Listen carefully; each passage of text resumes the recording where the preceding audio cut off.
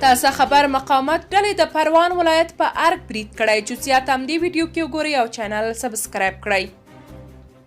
د احمد مسعود په مشرۍ مقاومت جبهه ادعا کوي چې د دوی کسانو د پروان ولایت د جبل سراج پر شاهي ماڼۍ برید کړی دی.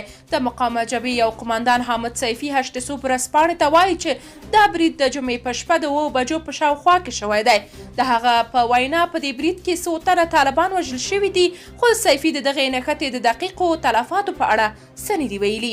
هغه همداراز ادعا کړې چې دا د جبل سراج پر شاهي ماڼۍ د مقاومت جبهې دوهم چریکي برید دی. په جبل سراج ولسوالۍ کې ځینې ولسي سرچینې هم وایي چې تېره شپه د دغې ولسوالۍ د شاهي ماڼۍ په سیمه کې کابو 10 دقیقې سخته نښته شوې ده.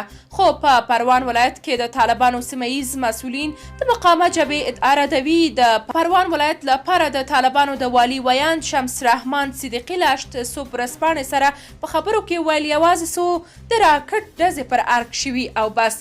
د احمد مسعود په مشرۍ مقاومت جبهه په هیواد کې د طالبانو په واکمنېدو سره رامنځته شوه او وخت نا وخت په ځینو ولایتونو کې د طالبانو د چار سمبالي حکومت پر ځواکونو بریدونه کوي.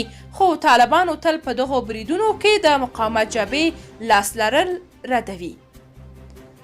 درنو لیدونکو، تاسو که د دې موضوع په اړه کوم نظر لرئ کومنټ کې شریک او چینل سبسکرایب کړئ.